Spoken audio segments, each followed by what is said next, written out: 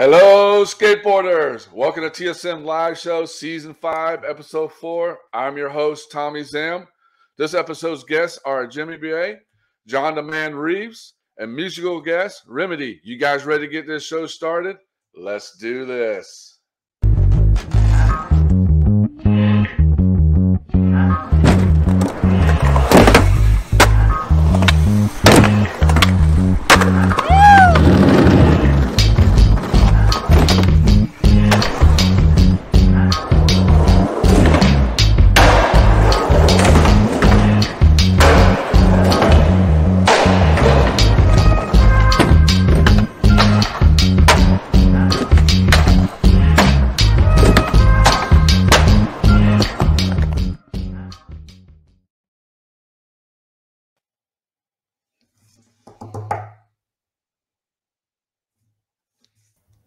What up, Jimmy? What's up, Tommy? How you doing today, brother? Good, good. How are you? Oh, man, just excited to have you on the show, man. I mean, we've been talking for like, what, 11 years, you know? I remember when you first came on the show, part of, True was when we dropped our first video, dude. Yeah, that was sick. Truth hurts. Yep, Truth Hurts, man. I remember that, dude. That was dope, dude. And dude, like, you killed it, man. Definitely did. Yeah, thank you, brother. Yeah, it was a blessing, man, to be a part of it. It was sick. I remember it was so fun, and like to be in part of something from the US was really nice for us, and like to see the final video was amazing. and I know you're stoked to be last in that video too, man. Yeah, that was sick. That was a surprise for me. I didn't know. Yeah, you guys did a surprise.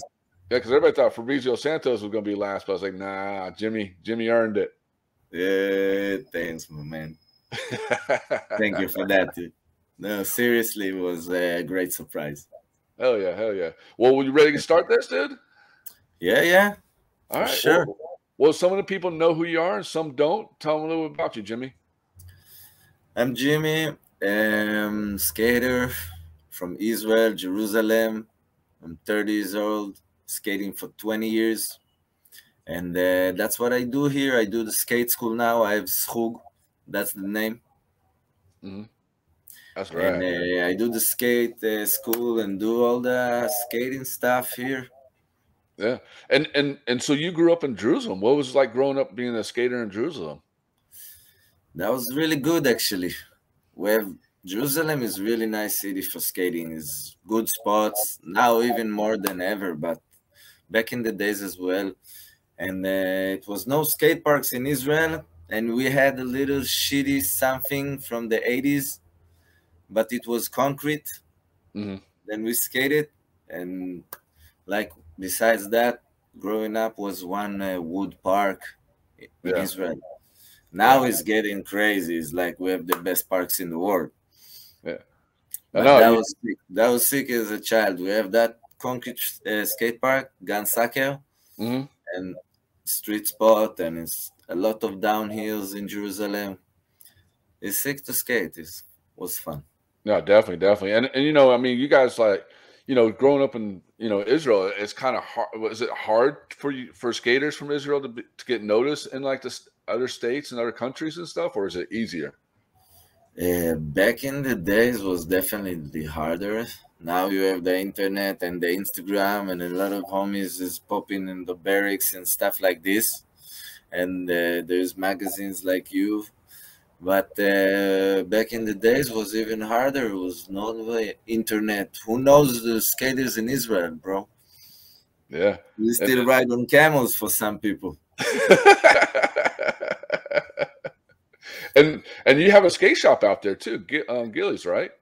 Yeah, it's not mine, but I'm a big part of it. It's like the home base of Jerusalem, the best skate shop in Israel, definitely. Like the skate shop, the owner is a skater, and he's living it, so it's for real, Yeah, and they do a lot for the skate scene in Israel, I see too. Yeah. It's like the main shop for the skaters. All the years, build stuff, make contests, ramps, DIYs, always making good times, Yeah, that's So right. it's like, and now it's growing bigger. It's good. You need to support your local shop of the skaters owned. Hell, 100% agree with you on that, man. Yeah, yeah. And you guys got like how many parks you got built out there? Like 20 or something like that? Wow, I think even more, man. I haven't skated them all. That's crazy. Yeah, it's like every city here is really small. In like 1 hour from my place right now, I think I can visit 15 skate parks. Like, 15? Wow. yeah, for sure. Like concrete, good ones. And you live in what, Tel Aviv right now, right? Yes. And what's the skate scene like in Tel Aviv? I heard it's pretty big, like New York Yeah, kind of vibe. everybody in Tel Aviv, yeah, is the main city of Israel. Everybody stay here. Everybody, all the everything going on here is the center, and most of the stuff happening here, the events and all the stuff like this. And it's really small as well. You can go from here to everywhere really fast. Oh yeah, that's so rad, dude. Yeah. And you got that one spot I see. It's like I see you guys skate all the time. It's kind of like reminds me of like the DC Plaza where you had the Washington DC Plaza. Y'all have the ledges right there. I forgot what it's called. Golda. Yes, that place looks sick, dude. Yeah, Golda is the plaza. Is like for 30 years of something people skated. It's been changed through the years, but it's like it's the spot for the main spot, and it's here in Tel Aviv, and like it's good. You have always the plaza to go skate anytime, a day, night. We bring in flat bars, ramps, skate the ledges, everything. Hell yeah, hell yeah. And you gave us a video to watch. Tell us about this video we're about to watch. The video we're about to watch is from Gilly's Skate Show video back in the days. Gilly's Skate Show is pretty old, but I like it, so I want to put it on. And it was good time filming with the homies, VX stuff in the hometown. All right, you ready to show everybody Jimmy's footage? Yeah, let's go. All right, guys.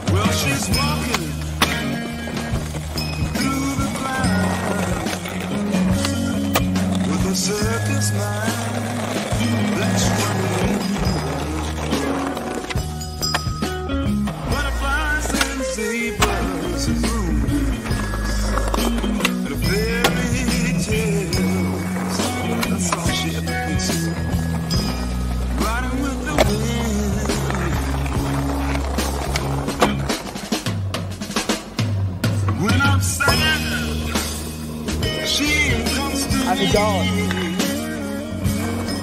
With 1,000 smiles, she gets to me.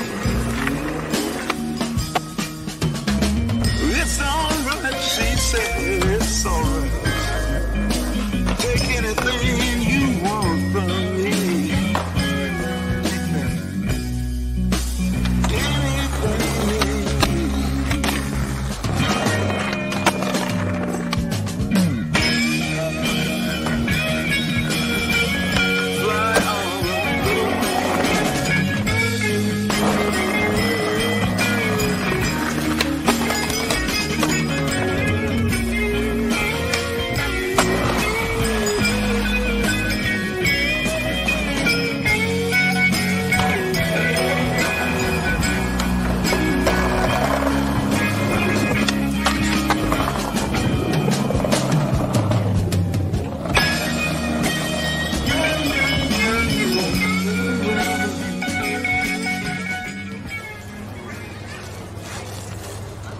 Waxing the ledge. Waxing the ledge. Wax off, wax in. So how do you wax? In the doeg or in the cibouk?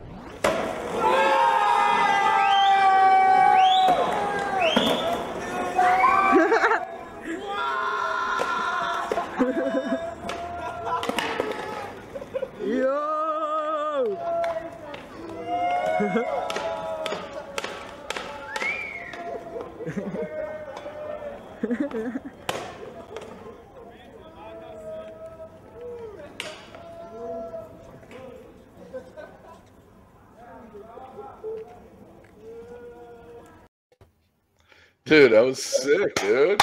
Sick. Dude, that was so rad. Take me back to the Street Gap day, man, when you did that backside flip. Oh, that was a good day, man. That was the third day for me trying this. Third day? Yeah, I came back 3 days for this shit, and that's like a famous street in Jerusalem, and they rebuilt it that time, and no one really skated that before, I think. We just did ollie and stuff, and I said I must do the backside flip for this video. I just love the songs of this video, man. That's the old one. I love this song. Is that a song? Who's the last song? Who's the singer of the last song? It's Dag Nachash. Mm-hmm. And he's from Israel? Yeah, they're from Israel. They're really big here. From Jerusalem, actually, from like my neighborhood over there.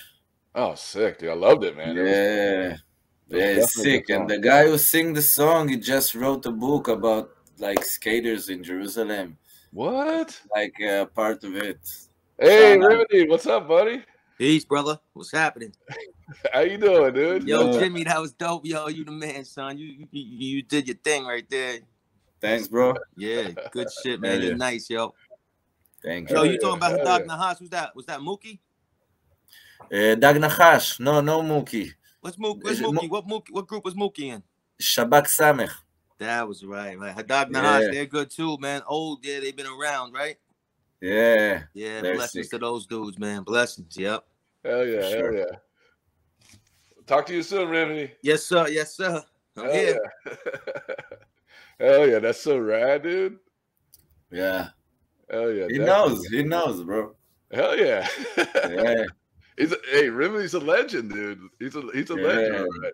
Definitely.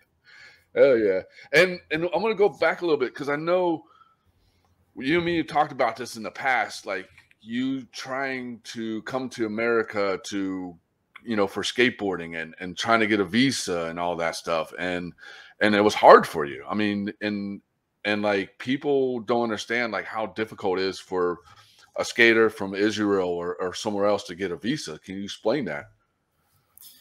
It just was basically hard times to get a visa because you need to prove a lot that you're not going to stay in the States, and all the security stuff as well, and a lot of politics as well. And if you don't have like big stuff to show, and you just, let's say, a regular person, and that time I was like 19, 20, 21, so it was hard to get it, Yeah. And do you they just don't let you in. Yeah. And then are you still trying to get one, or are you still trying to come over here, or what? Right now I'm pretty chilling, man, because I was like 3 times trying to get it, and like I was like, okay, I'm over it for now. I'm gonna travel some other places, and when the time comes, I'm coming. Now I have a business, and soon I'm gonna have a European passport. I can come easily. That's good, dude. That's good. Yeah, so I'm waiting for this. Hey, you never know, man. Someone might be knocking on your door soon from America. It's like, well, we need to get this guy over here. Hell yeah, I wish. I'm coming. Right. That'd be right. And you started your business. Tell us about your business that you started. I'm doing a skate school, bro. Just teaching the kid. Was starting from just like trying to do some lessons. The skate park opened up, and now we're growing up and doing a lot of stuff, and it's really nice. Just, do what I love all day, every day. Not change my clothes to work. That's sick. All I need. I hear you, brother. And then a couple questions. Any shout outs you want to say to anybody? Shout outs to Gilly Skate Shop. Shout out to Dolores, to all my homies here doing the work, all the Israeli guys who's doing like skate stuff of their own, like Briza, Wheels and Bearings, Hypnotize, and all the guys, Zion. I just love these guys who do here stuff, and keep it up. Oh yeah. And then shout out to True Skate, man, bro. Hey, thank you, brother. Thank you, man. Hey, like I always supported Israel skaters because I mean, you guys just kill it, dude. You guys have so much talent out there, and I know in the Jewish countries or whatever, I'm not considered Jewish because my mom wasn't Jewish, my dad was Jewish, so I'm not considered. But to me, I feel like I am Jewish because my grandparents taught me Hebrew, a little bit Hebrew when I was young and stuff like that. But I know, I talked to some rabbis and stuff, and they're like, "Oh no, I can't help you because your mom was Jewish." I was like, "That's cool," you know what I mean? I totally respect that, But I always have so much love for you guys because that's my mother country, I gotta take care of my people. Hell yeah, we're coming, man. We're the next Japanese. You're way beyond next Japanese, dude. We're the next wave, like the Japanese. Next time the Israel is coming. Hey, you guys are way better than you're way beyond them, dude. Man, these guys are crazy, man. Hell yeah. Well, Jimmy, thank you. And one last thing, do you have anything you want to say to any upcoming skaters, people in Israel? Anything you want to say to anybody? Just do it because you love it, and if you love it, you're gonna do it all the way. Hell yeah. Well, Jimmy, thank you for coming on the show, brother. Thank you. And hey, and stick around because we got coming up Remedy, the legendary, right here. Legend. On the show. Hell yeah. Stick around. You.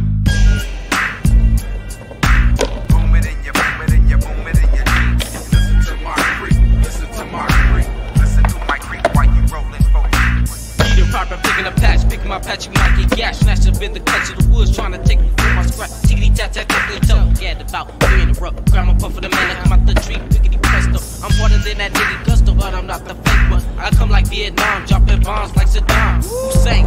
race. My doorbell, I cause hell. You come up on my set, oh, you grip within a net. But I'm taking niggas' souls like the bottom of a shoe. And now you like the truly, you fucking with the way that I swing and hit, man, is a sinister. You won't rush with them, got to be the kisser. Damn, blood, that nigga can't.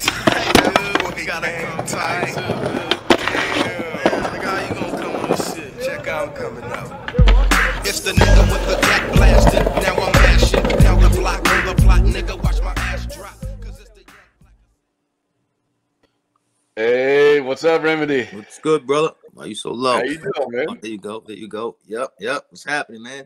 Peace. Thank you for Good, having me, man. Blessings. Peace. Definitely. Dude, it's such an honor to have you on the show. Like, I'm nervous, you know. My hands are a little sweaty because I'm so nervous to talk to you, you know. I mean, nah, it's all real, bro. You guys are you were very persistent, man. I don't really even talk to people too much, but you were persistent. You seem professional, like good dudes, man. So, yo, I'm here. Thank you. And I remember like back in the days when Sam Goodies was around, and you used to go to Sam Goodies and get those cassette tapes on Tuesdays. Goody got it. Yeah, Sam Goody. Hell yeah, Sam Goody. Sam and I remember like, wow. I remember popping your, you know, I saw your album because, you know, that's when, you know, I was introduced to Wu-Tang in '93 from my good friend Arthur, and I started like following Wu-Tang and stuff, and then I think it was like late. Like 2000 or something like that when your album came out, Genuine Article. Yep, and I was like, yo, who is this? And then I started listening. I was like, oh, he's a Jewish rapper. I love this, dude. This is fucking awesome. Yeah. So, yo, why's my shit so small like this? I got to turn it sideways? Yeah. Are you on your phone? Yeah. Yeah, you just might have to turn it sideways. Let's try that. Yeah. There you go. All right. Yeah, that's much better. I was liking the box thing, you know. Oh, you want me to go back to the box? No. Do what you think. Yeah. Cool. Well, how's everything going with you, man? What's new with you? Anything good? Thank God, bro. Everything is a blessing. It's beautiful. Every day is I'm just grateful. Nothing but gratitude, man. I just try to live a positive, healthy, prosperous life, man. Stay righteous. Yeah, but man, the album was a blessing, man. The feedback, I mean, everything, you know. It was unexpected and truly like humbled me and just made me, you know, it's like it took a long time, but I feel like my payoff finally maybe came or something. And I don't mean financially. I just mean, you know, yeah. Now I know what you mean. And let's go back a little bit. So you grew up in Staten Island. So tell us a little bit, how was it growing up in Staten Island? Staten Island's a crazy place, man. I wouldn't recommend anybody growing up on Staten Island anymore. It's like when you know 5 people that jumped off the bridge, 3 people that hung themselves, and whole mess more killed or in jail. I mean, at the same time, Staten Island's a beautiful blessing. You know, we're kind of like a mixture of everything. We got the hood and the projects, then we got the mostly middle class through Staten Island, and then you have these beautiful neighborhoods. A little bit of everything, you know. The families have been known to, the 5 families have been known to live on Staten Island, or some of them around Staten Island all the time. So they always had that like that hard mafia element, you know. Plus coming up in the 90s, that's all everybody thought they wanted to like be a part of, you know. As crazy as it sounds, it's just, you know, because that was the street. Yeah, definitely. Yeah, Staten Island it's really interesting place, man. We got a little touch of everything. But the pizza, I don't think nobody can top up pizza. Hey, I've never been to New York. Only time I went to New York was to fly to South Africa, to Cape Town. That's the only time I went to New York, but I heard the pizza is amazing out there. Where you at now? Right now, I'm in Florida, taking care of some personal business, but I live in San Diego. Oh, okay. Right. Yo, you come to New York, bro. Make sure you hit me up. 100%, man. Definitely will, man. Definitely will. Yeah, show you around a couple of things. Come to the studio. I got a studio on Staten Island right by the ferry. Oh, sick. Yeah, I had that for years now. Still got it. It's a beautiful place. We, you know, brothers come through. We all chill. We make music. We laugh. We smoke. Yeah. That's good. And then you went to high school with like some Wu-Tang guys. Is that how you got involved? Like Method Man, you went to Method Man, Inspector Deck, Raekwon. Like, is that how you got introduced to Wu-Tang? Or definitely not, man. Believe it or not, yeah, we were in the same high school. And that high school was crazy too, bro. There was race riots and all types of shit going on back then. You're talking like late 80s, mid to late 80s. But Method Man was actually named Shaquan the Panty Raider. No way, really? He wasn't even Method Man yet. Yeah, Ray and then Jack was there. Yeah, but it's like that was even, you know, those days. That's before the Woo was even formed. It's like just kids coming from home, going to school and doing their shit.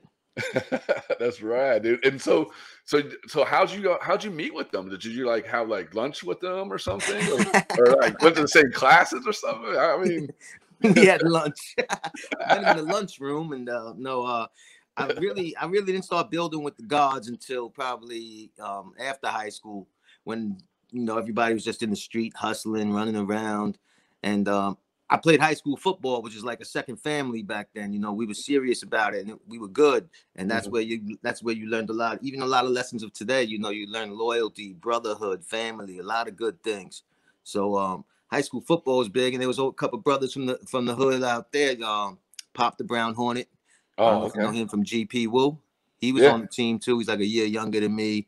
So you know, I would go to Stapleton and Park Hill. I would go to the hood, and you know, I socialize, smoke, drink. You know, those were my friends. Yeah. So I have all sorts of friends. I don't never, you know, I don't care if you're my friend, you're my friend, man. So eventually, I guess I ran into, I think, a Ghostface first. Ghost after Pop the Brown Hornet from GP Woo. Yeah, I ran into Ghost in Stapleton. We were chilling a little bit. Then Ghost, Ray, and Power. That's kind of how I got brought into the whole thing. And then I met RZA. And, you know, eventually, you know, after going somewhere so many times or being so many places, you develop your own relationships. Mm-hmm. So then RZA and I developed a relationship. And, you know, it's kind of like I have my own personal relationship with every one of them. In a different kind, you know, it's a different aspect for each one. Yeah. But, yeah, just over the years, basically, that's how I just became part of the family, just, you know, developing relationships over the years. Dude, that's so rad, dude. That's so awesome. And then how did you become, you know, did you like grew up with a lot of music? Was your parents into like a lot of music and inspired you and stuff like that, or what?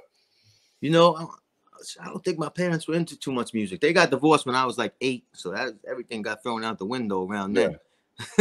But I was in the Kiss Army, you know, in like 1979. I was like 6 or something. Remember Kiss? You know the rock group Kiss? Yeah, I remember Kiss. Yeah, so my older brother was a big Kiss fan. Oh, hell yeah. I was in the Kiss Army. That's like, no way. Believe it or not, that's what inspired me. I got songs I wrote when I was like 8 years old, but they were like more like rock songs. But it was all from listening to Kiss. You know, but then I developed into, I don't just listen to rap, even though, you know, the golden era, that's my heart, and that's in me.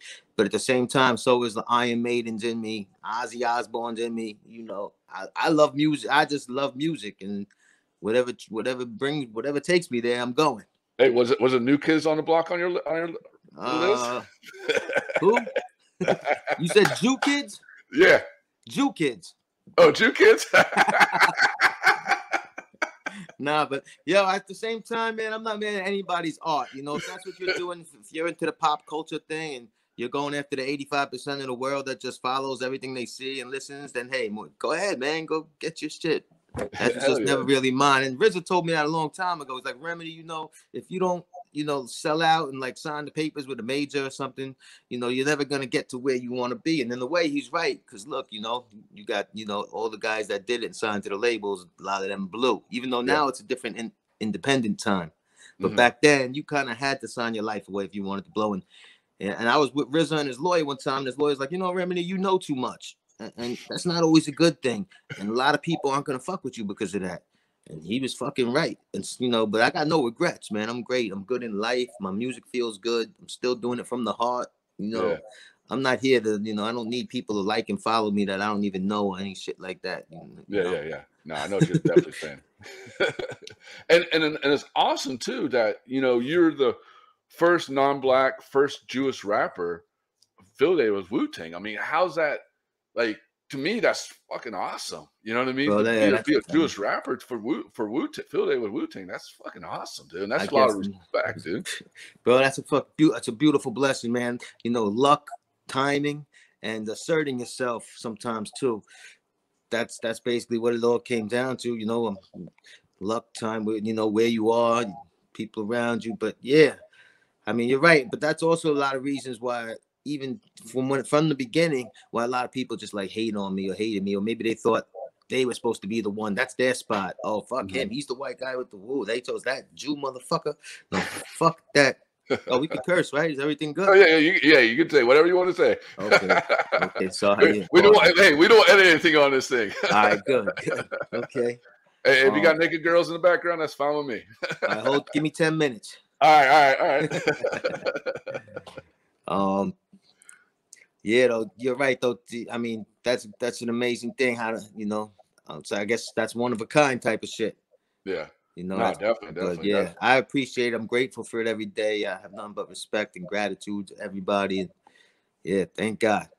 Yeah, definitely. And then, like, how'd you come up with the name Remedy? Was it like, I mean, I know your real name, but I can't pronounce it. But I mean, how'd you come up with the Remedy? Yeah, you don't want my you want to hear the cheesy story? No, it's it's just like, basically when I was young, I used to actually be MC Remedy first, when MC was the thing before your name, Really? Damn. MC Shan, everybody was an MC this, MC that. So I became Remedy when I was just trying to figure out what the hell I was going to call myself. And I'm just looking around the world, reading, watching, and just like, damn, well, what do we need? What could help? And I was like, a remedy. And I was like, all right, fuck it, I'll be the remedy. But now you gotta, you can't just pick a name and go. You gotta apply your lyrics to your name. It all has to make sense. You gotta follow your substance and your content. Yeah. I like to try to represent my name when I'm doing things. Yeah. And that's why, like, Never Again was my baby, my first joint. But that's the remedy. Never Again is the remedy. Touched me on that. That was a good song too, man. That definitely touched me because I mean, what? Before you go any further, when you were talking to Jimmy, yeah, I heard you say that you're not considered Jewish because your mom's not Jewish, your dad's Jewish, but you always considered yourself Jewish because you obviously got to indulge in some of the heritage and the customs and traditions. So I wanted to let you know, though. Do you know why they would say that if your mom wasn't Jewish, you weren't Jewish? No. It's all stems from back in the days when they weren't no computers, no nothing around. Really keeping records was tough. So they would say basically it came down to this. I mean, if your mother gives birth to you, you're Jewish because we know exactly who your mother is because she gave birth to you. You were inside it. We seen it. We witnessed it. But we don't really know who the father is. We don't know whose sperm that is to make your boy or girl you just birthed. Yeah. So that's why it couldn't be 100%. It couldn't be confirmed. But if you think about that in today's terms and what goes on now, it's like that shit. That don't even make no sense. We know who the father is.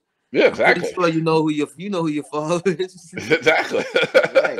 So to me, you're still Jewish, brother.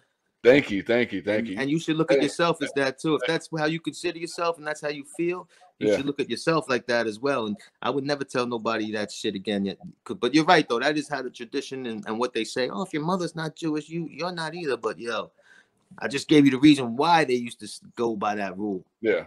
A lot of these things from back in the days, they can't apply anymore. They need to upgrade some of the systems.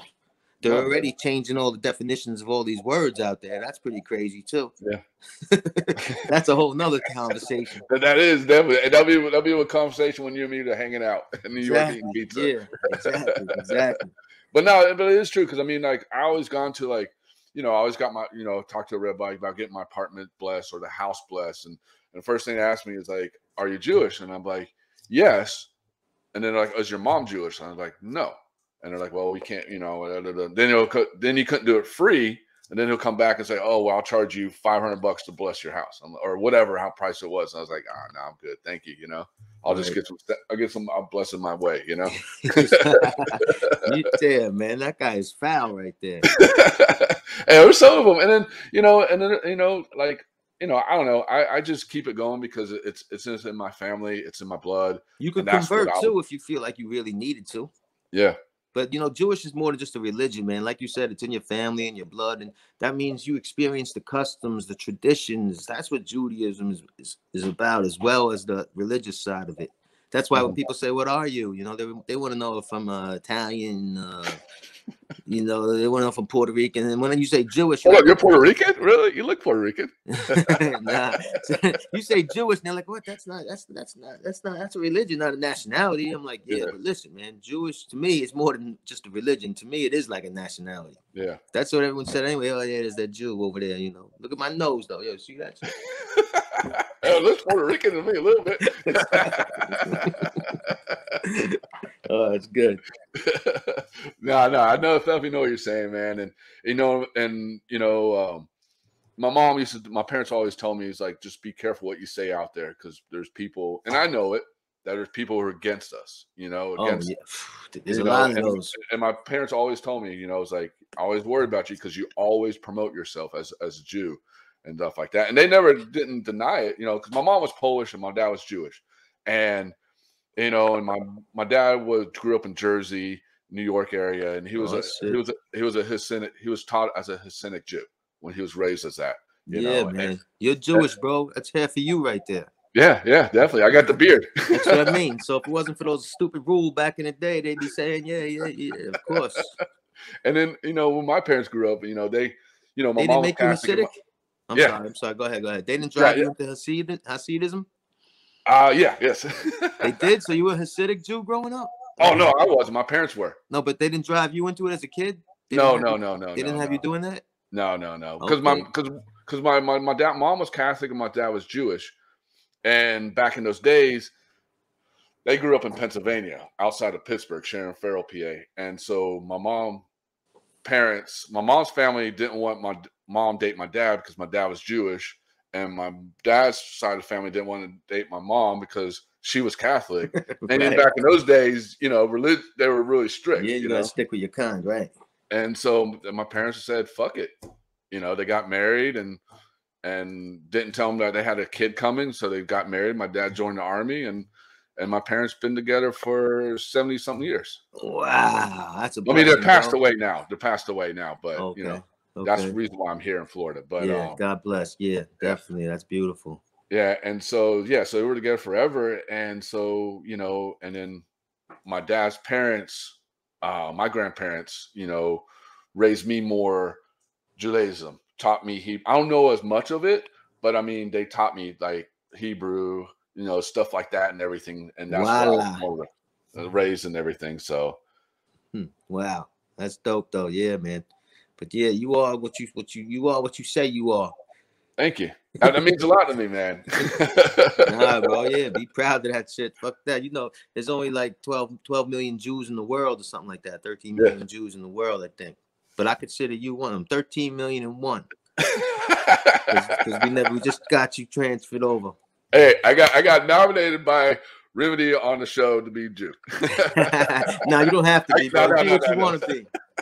I'm not trying to, I know you're saying, but yeah, I mean, to what you're saying about this, and I'm just gonna get to this question because you dropped like 4 albums, and most people know about 3 albums, because you dropped one in 2000. What was the Library 95 to 99? That was more of your your earlier stuff. Yeah, and not many people know about that, but dude, I love that album. It was very rough, dude, and trust me, I used to buy all the cassettes. So, I mean, I had all your cassettes and everything. And so a lot of people didn't know about that, but that's definitely an album that a lot of people need to know about, is to get that album, because it goes back to the days, Yeah, that's like before I even really, I was just those are like demos I was trying to cut when that was right in the early stages, probably 1990 when I started those.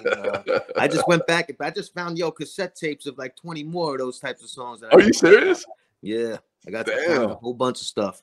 But yeah, I mean, I don't even really consider that an album. That was just something I just threw out there, like something from the past. That's why I said what's the Library, right? 95 to 99. Yeah, I think it says. Yeah, it says the Library 95 99. Right over there, I got some of those.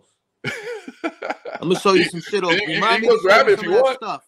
Yeah, you can go grab it if you want and show it. I got a whole bunch of shit. I can't flip the camera. Yeah, you can bring the camera with you. Is that your phone? I can't flip it to turn the other way. Yeah. How do I do that though? Just hit that little mark right there. Hit the cam thing? Yeah. Thing says cam? Yeah. Cam. Okay. Oh wait, you turned it off. Okay. Yes, no, I wanted to flip it, so I gotta turn the phone around, I guess. Yeah. Some shit. Oh, first I'm gonna show you this right here. I can't even tell what you're really looking at. Oh, you got the skateboards? Can you see these things? Oh, what? Those are dope, dude. Those are see them, right? You see that? You see that, John Reeves? Oh man, I can't really I just go like You this. see those Reeves, right? Hell yeah, those are beautiful. Shout out. You guys are killing it right now. Shabbat shalom. Shabbat shalom. That's awesome. Wow. Wu-Tang boards. Dude, oh, what? Inspect the deck. Dude, Inspect the dope. deck. Yeah, that was all right. Yeah. You see that or no? Yeah, we saw that. That's dope. That's classics right there. Beautiful, man. Yes. That's the original. That's the original. This poster's from like 1993 when the first album dropped. What? Oh, this is the other thing after my first album when I first came out. You can see that or no? Yeah, I see it. Yes. Oh shit! Look at this one down here. Oh, what? That's the golden one right Killer there. Bees. That's the gold. Hey, that's On the the platinum swarm. one, right? Here's part of There you my- go, Iron Maiden. And then you got Run to the Hills. Exactly, man. It's my man, Straight Dr. up Iron Maiden. Dr. J right there. It's Dr. J. Dr. J right there. Yeah. Look, I got all types of albums and shit. You know, you know about this one? I executive produced this one. You can see that? Which one? I don't even know. Oh, is that the Ghostface one? Yeah, Ghostface The Notes Killer. one, right? Yeah. Yeah, that one's dope. Yo, this was my very first single right here. What? That's dope, dude. Oh, it's got the Verrazano Bridge. Yep. Yeah, this That's was like the this was Verrazanos. We did this in Photoshop before they made Photoshop. This was like, I think something else, some program. Yes, this is crazy shit. I want to show you these cassettes I found. You got to see what this says on it. Oh, yeah, look at this right here. Oh, shit. Does it say, what does it say? Could you see what it says? It says RZA, right? It says RZA Beats. What? Wow. Yo, these are beats from like 1990. G just was playing with his ASR and shit. and he was just recording it. Yeah, I got New track right there. Crazy shit. Little sponsor the drink right there. Oh, how is that drink, dude? That's is it a good? Wu-Tang Hard Energy drink. I think it's coming out now. They're starting to ship massive cases of that. That's the Hey, JT, we need to Hard jump on that, Energy man. drink. Supposed to be in the Costco's, 7-Eleven, Circle K's, and all types of other shit. Oh shit! I have to cop one of those. Then the myth, the legend. Yep. Yo, here's my high school football shit. We're getting deep now. No, that's you. That's me in high school football right there. Wow. What did you play? I played running back and receiver. Number 33. Yo, this is some shit that never even came out when I was supposed to be on Priority Records for a minute. Oh, show you that one. Oh shit! You would have been with Ice Cube on Priority. I was on Priority for about 30 seconds before this shit happened. 30-second thing, right? Yo, peep the eyeball though. They got the W's in the eyeball. Oh wow, dude, that's wow. I don't know dope. if you could see that or whatever, the reflections and shit. You should turn that into you should turn that into an NFT. Right. Because nobody knows. Oh, yeah. Oh, that's dope, dude. Thanks for taking us a tour around the house, man. Yeah, I'll take you for round 2 for the other side in a minute. All right, cool. Oh, yo, but I wanted to tell you too, because your show is really about skateboarding too, right? Yeah. You skateboard yourself? Nah, I don't really skateboard. Skateboarding wasn't really that big in like the early 90s in Staten Island and nothing, but I used to go to the city and see them doing it. But I'd have they used to have that magazine 1080. Was it called 1080? 1080. I'm trying to think. Was that the skate magazine? Or the other one called? They had another one called Skateboarding. Oh, Skateboarder. Yeah, was it I got some Skateboarder? of them too, bro. I got magazines from 30 years ago. Stacks of them over there too. What? I got all types of shit. I found it all in my garage. I recently, moved and shit. So I took everything where I've been finding all types of things from 30 years ago. This shit is dope, crazy. Man. That's dope. But yo, so skateboarding, yeah. But I always hear people talking about skateboarding is like the fifth element of hip hop. Mm-hmm. And I think it kind of makes sense because I know I see a lot of these dudes, and when you get to talking to them, it's like hip hop seems like it's in their blood, and that's probably because skating's very rebellious. Yeah, it's like, and that as is hip hop. Yeah, and skating, like what skating is like, it's like you know, did they have something called freestyle too, right? Freestyle, Yeah. You know, because skating, you just get on your board, you can do anything you can fucking do. You know, it's free to do anything you want, and kind of like rap music, freestyle. You know, you just that. I think there's a lot of parallels in which what makes skating like an equivalent to rap on some ways.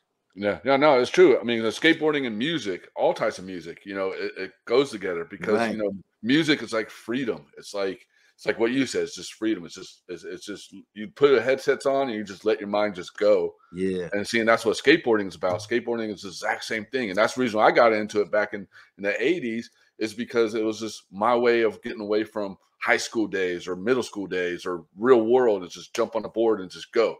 Right. You know, I might get a ding in my shin from, you know, trying to ollie down some set of stairs or a bloody elbow or something. But you know what?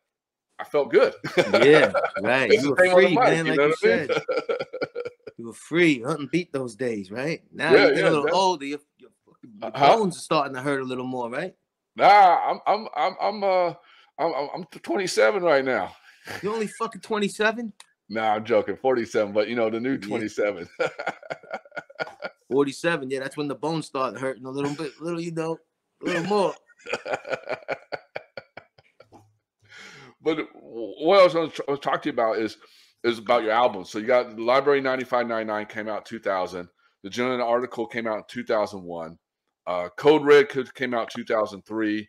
It all comes down to the end, or it comes down to this. It came out in 2010, and then your new one, Remedy Meets Wu-Tang, 2021. And you said the name of the song, Never Again.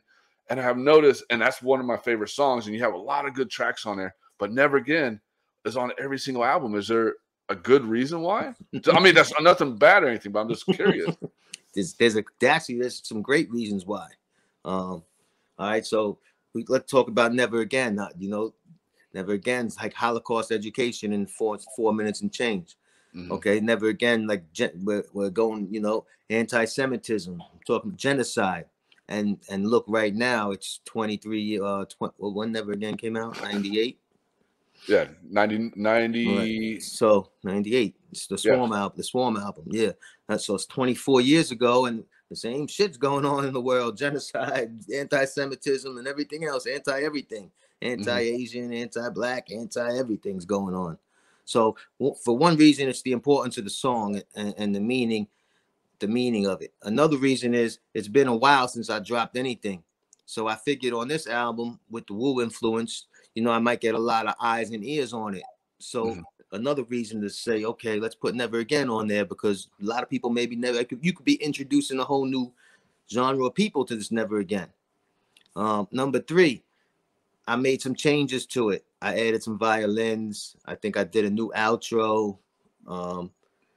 And 4 is sonically. I mixed the whole thing now. I mean, if you listen to the new version and the version that's on the old stuff, it sounds like I made it on my phone. That's how different the sonics of it is now. Now it's crispy. I mean, it's big. Yeah, I think those were the main reasons.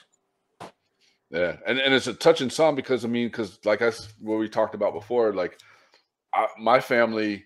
And I had a cousin that actually came from the Holocaust, and she lived here for a while in DC for a while, and she had the numbers on her thing, and you know, and that's my dad's side of the family. So when I heard that song back in, you know, when General Article came out, the first album I bought of yours, I heard that song, and that's made me feel really strong. You know what I mean? Made me feel good. You know, like somebody's talking about this. You know, because when I was in high school and when they talk about the Holocaust and war, and I remember telling the teachers I don't feel comfortable about this. You know what I mean? Like I'm gonna excuse myself. And at first they questioned me, but I told them why, and then they let me go. You know, because that was my family. You know what I mean? That was your family. That was our family involved in that. You know, definitely. And what you just said is the exact reason why I put it on there again. Yeah. So the next you that's in high school now might be thinking the same type of thing. Definitely. Yeah. And then we're gonna you've got this song coming up that you're about to have us play. The Sparrow. Oh, the Sparrow, yeah, that's one of my babies right there. Tell us a little about that. Sparrow is just flipping through beats, making music for the album. Ran into that heavy bass lines, real soulful, pretty plain, and just it let me just like dumb down my lyrics and just give a little people a little something about myself, and just spit it easy and simple for people, really. Hell yeah. You ready to play it? I got a video for the Sparrow too. Go check that one out. Are you ready to check it out? Yeah, definitely. What, you got the video or what do you got? Oh, you're right. We got the video. Oh, hell yeah. Yeah. Let's watch it. All right, guys. Here we go. Remedy Sparrow. Check it out. Yeah. My mind travels 4 corners of the universe, it unravels, shines light and gives birth like the sparrow. Fly high and soar to earth to the Verrazano. Shaolin, you know the worth. Shaolin, you know the work. Pop a fight or a perk. Hey yo, my back hurt. Fuck it, I gotta go to work.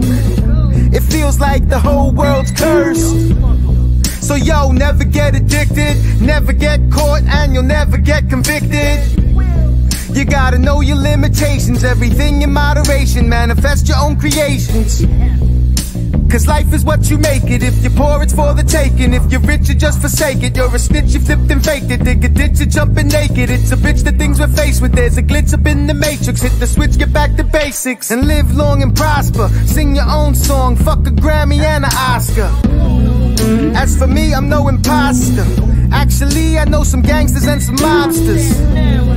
So mind your fucking business, cause you don't wanna find yourself the victim and the witness.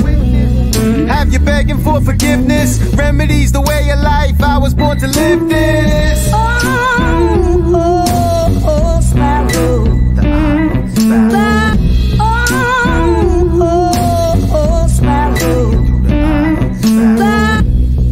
Yo, pardon the intrusion. I could move a mountain, sell a dream to an illusion. What's all the confusion? These motherfuckers don't be knowing what they doing. Yes, I'm still the realest. Shaolin, Killer Bee, raised me to be fearless. Fuck with me, I'll leave you earless. I hope the whole world hear this. Much success into my brothers. Love goes to the family, to hell with all the others. Yeah, life is like a cycle, be another Mike and Michael. I don't care, I'm Michael Psycho. Drink a fifth and sip some NyQuil. Smoke a spliff and skim the Bible. Make a fist and hit my rival. I exist fit for survival. While the world's going crazy, dog, cats, bats, vaccines for the babies. The facts where experimental rats mixed with rabies. 2020's whack, yo, bring back the 80s. Perching like a sparrow, lurking in the shadows, circling the narrows underneath the Verrazano. Sparrow.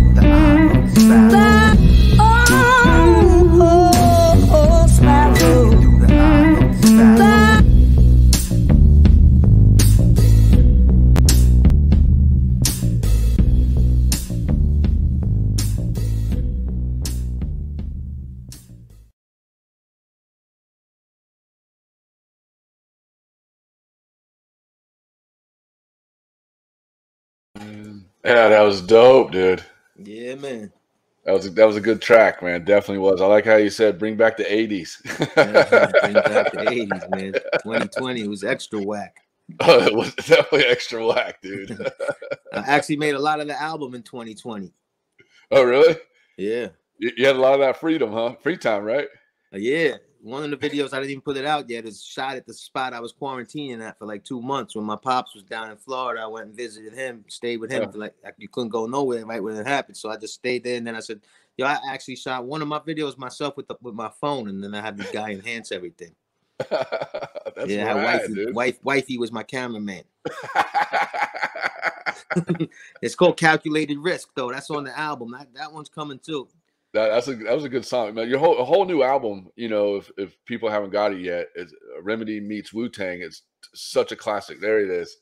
Such a classic. Such a classic. It's one of the classic albums out right now, dude. Like other than you produced the Ghostface one, that one's a good one too. Yeah, but, I executive produced that and Inspector Deck Chamber No. 9, his last album. Yeah. Yep. That's right. I did Capadonna's The Struggle album in 2003 or 4, I think. Yep. Yeah, because you have your own entertainment company, right? Code Red? But yeah, I got Code Red, artists and producers. I got a couple things. I got a couple labels. Also have like I have cover label. I got labels, you know, I make all types of music. I have children's music, party music, dance music, Halloween music. Yeah, so once I'm in the business, I said, yo, it's hard to sell this rap shit. Let me see what else people is doing. So hey, so viewers, so if you need some Halloween music, hit up Remedy, man, for some Halloween music. Oh hell yeah. You know? That's rad, got you. Dude. That's not really me on there, but I just own it. So I got one more question for you. You know, what's the Beastie Boys? You know, when was, you know, to me, knowing Beastie Boys as to me is the first Jew, you know, hip hop, first music going out there. You know what I mean? Like getting noticed and everything. And then you come along as, you know, part of affiliated with Wu-Tang, and then you got Kosher Deals. Then you got like all these other Jewish rappers coming out after you guys, you know, and I feel like you guys have like, you know, open the door for a lot of these guys, you know, and that's a lot of respect for that. Yeah, I appreciate that. Yeah, man. But believe it or not, there's a lot of Jews in hip hop. Mm-hmm. You know, a lot of them just don't acknowledge it really or talk about it. To me, hip hop's like the realest form of expression. So if I'm a Jew and I actively support that, I'm gonna have that in my music or whatever. But you know, maybe dudes do it to stay more commercial. But you know, isn't Drake half Jewish? They say or something. Isn't Drake's mom Jewish? His mom's Jewish. Yep. Right. The Alchemist, isn't the Alchemist Jewish? Yep. You think so. Know better than me. Who else is Jewish in the game? I know Mac Miller was. Rest in peace on him. Yeah, definitely rest in peace, Mac. Mac was Jewish too, right? Yeah. And I found out Action Bronson. I noticed who he was because he said some tracks about Hebrew and stuff like that. But Action Bronson's Jewish. Okay, yeah. Is he? Yeah, that's cool too. That's dope. Yeah, so man. I mean, there is a lot, but I mean, like, and then I don't know. Did you ever meet Kosher Deals out there in New York? Of course, I know Kosher Deals. Yeah, that's my boy. Yeah, okay, yeah. We know he's I met him at Mars Yahoo show down in Florida. Years another guy, yeah. Oh yeah, definitely. He's like, to him, he's like my personal rabbi. You know what I mean? Because he's, you know, his music's like very, you know, focused, you know, around my, you know, I feel like it's part of my life or whatever. You know, it's definitely is. You know. You spoke to him yet? You know his story? No, I haven't spoke to him yet, man. I would love to get him. I'm gonna see him on June 5th in San Diego when I'm back home. Oh, there you go. That's dope. That's cool. That's definitely dope. But like I said, like, you know, you guys have like opened a lot, and there's also Levi. I can't think of his name too. It's another Jewish, but he's more folk. But I can't think of him. There's Matt Electrician. He's another folk singer. He's Jewish too.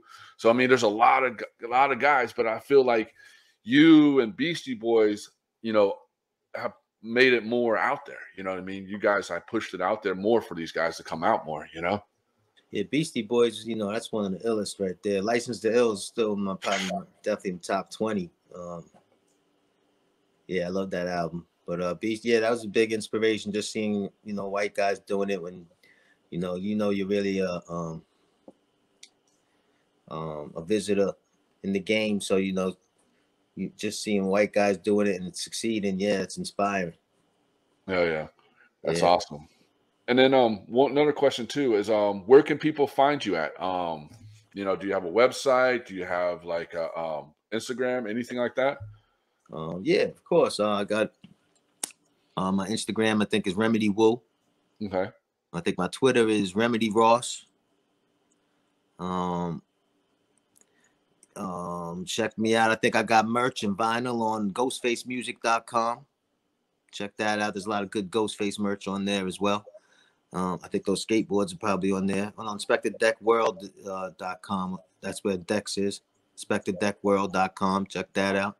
You guys are coffee drinkers? Any coffee drinkers out there? We got a new venture with Ghostface Killer called Killer Coffee. And you could go to killercoffee.com and check that out and get some Supreme dark roast or some Marvelous medium roast. Get yourself some marble cake if you like, you know, flavors. Carl over there likes your coffee. Vanilla flavor. What's that? I said, Carl, that's our co-owner over there, producer back there. He loves the coffee. Oh, okay. Yeah, shoot me an address, bro. I got packages for you guys. All right. Yeah, just just let me know where to send them. All right, cool. But that's Killer Coffee. Killer Coffee. But Killer with a K. KILLAH, and then coffee with a K. KOFFEE. That's killercoffee.com. And we got that good coffee, man. That shit is delicious. All right, cool. Hell yeah, dude. I'm ready to try that out. And that energy drink too. I'm ready to try that out too. Yeah, I think you're gonna be seeing that. Hopefully you're gonna be seeing that soon. You let me know a couple of cities when you're running around. Let me know if you see that, because yeah, we want to see that. Yeah, I'll send you pictures. We'll send you pictures and stuff like that. Yeah, I want to know what they think. You know, what do you think it tastes like? Yeah, definitely. I'm kind of curious. Right. Yeah, it's getting a nice buzz though, so we'll see what happens. And then where can people pick up your album? What platforms? Obviously I'm on Spotify, iTunes, Tidal, Pandora, all the main digital platforms. I think there's 273 digital stores out there that you can find me on. The vinyl is just getting released and shipped May 15th for all those vinyl and CD collectors. We're sending out a bunch of vinyl to all the wholesalers that across the world actually. Yeah, I know we got some vinyls going out, but if you want that crispy yellow one with the pellets in it, you know, you got to go directly to ghostfacemusic.com for my exclusive vinyl that I'm only selling on the site. Yeah, that's what we're doing. Everything is good. Thank God. Life is beautiful, man. Oh, yeah. Keep striving, everybody. You got to just keep striving, man. Be grateful. It could always be a lot worse, man. It could be better too, but it could be a lot worse. So 100%. And then do you have anything else coming up for 2022? You know, right now I'm working on that Remedy meets Wu-Tang 2. What? Part 2? Mm-hmm. Oh, we already got most of the beats up. I got some verses already. Yeah, I'm trying to go. I was trying for a 1-year anniversary, but I don't know if I'm gonna make it because I like to have my visuals lined up too and everything. But yeah, I gotta make if I can't make a classic, I'm not gonna make it. So actually it's harder now. It got a little harder on me. That's the only part, I wasn't ready for. But now I'm doing it. Hell yeah. And then do you have anything you want to say to any upcoming musicians or anything? Yeah, man, just musicians, sporters, anybody just living life, man. Life is so short. You got to just take advantage of it. Be so grateful. Love those people that you care about, man. Show them and tell them. Yeah, you only get one shot, man. Don't do. It's real easy. Happen like that, anything. So be smart, and enjoy life too, yo. Nothing like music, man. Shit. Yeah, man. Keep striving, man. Don't let people tell you nothing negative that that you're gonna believe into. Don't ask nobody for advice that you wouldn't take advice from yourself. You know what I mean? Yeah, and that's some things. Hell yeah. That's definitely tight, man. And thank you so much for coming on the show, man. And thank you. Dude, congratulations on your new album. Thank you, man. Thank you. To me, it's a classic. 100% classic. I appreciate that.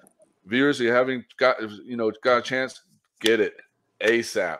Remedy meets Wu-Tang, man. You're going to be blasting that 24/7 this summer. Yeah.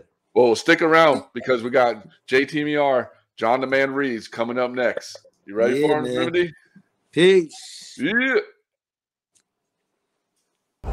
Hello. Hi. Hey. John Reeves here at the local park, warming up with some wall rides. I don't know what's going to pop off today, but I know it's going to be fun, and I know it's going to be fast because I'm going to be riding my Bones Swiss bearings. They are the fastest, longest lasting, best sounding bearings out there, so get the best and forget the rest. I've been skateboarding for over 30 years, and I've skated lots of different bearings, but for the past 10 years I've been riding Bones Swiss. Man, I should have been riding them all along. Seriously. They really are the fastest, most durable, longest lasting bearings I've ever skated. And even if they get wet, all you gotta do is just skate all the water out and they'll be spinning fast again, making that glorious sound they make. I am JTMR and I'm a Bone Swiss lifer.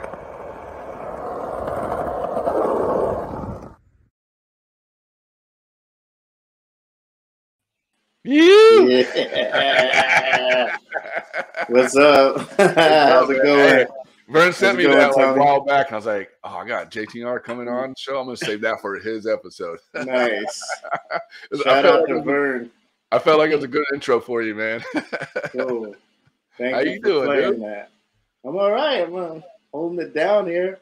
Got some sun rays coming in the window. Chilling. Dude, how crazy is that? Fucking Remedy's house. That with was a skateboard. beautiful, man. Shout out to Remedy. That was dope. Hell Shout yeah, out to Jimmy Beers, man. He had some good pop and solid landings. A lot of his stomped his tricks really well. I know, dude. That was good. Such a good skater too, man. And shout out to Shabbat Shalom to Israel and all the Israelites. Hell yeah, G. So where you at these days? Ooh, the Israelites. I'm in Brooklyn, Fort Greene specifically. Oh hell yeah, dude! New How York you liking City. it out there? It's beautiful. You know, I'm here and I've been here since 2004. So it's home now. Shit. Oh, if you have a home, this is it. You're in it right now. You're looking at some of my art. You're looking at some of the skateboards I've designed on the walls here.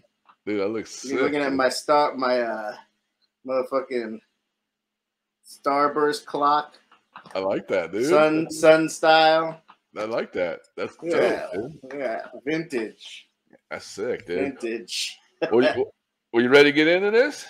Sure, let's get. Aren't we in it right now? We're in it. A little bit in it. Moment by moment.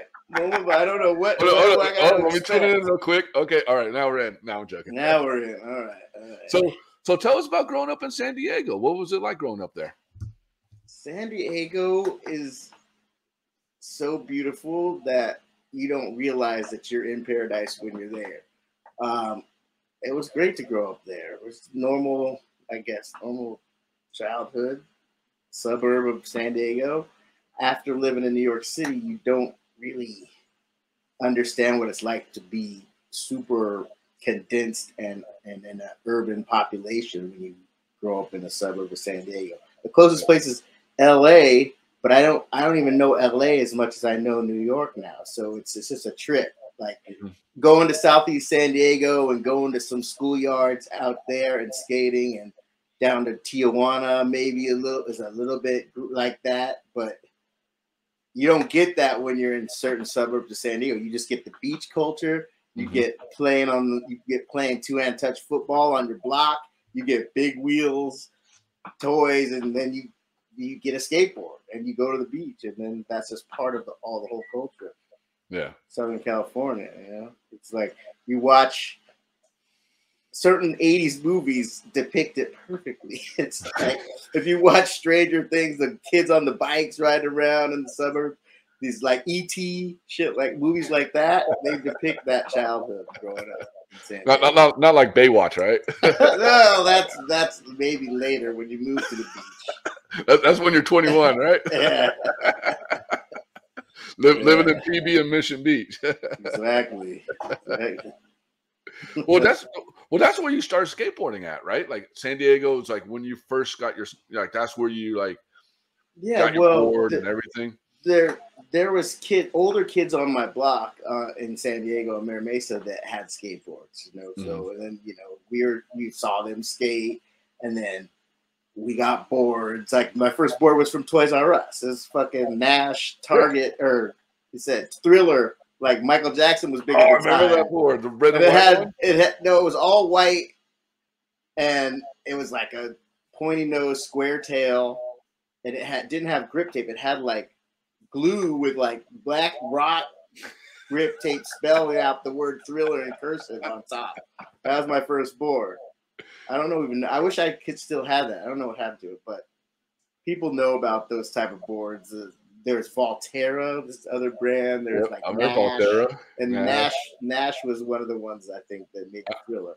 I had the ant board with the little ants on it. You know, what is that later, or is that termite or no?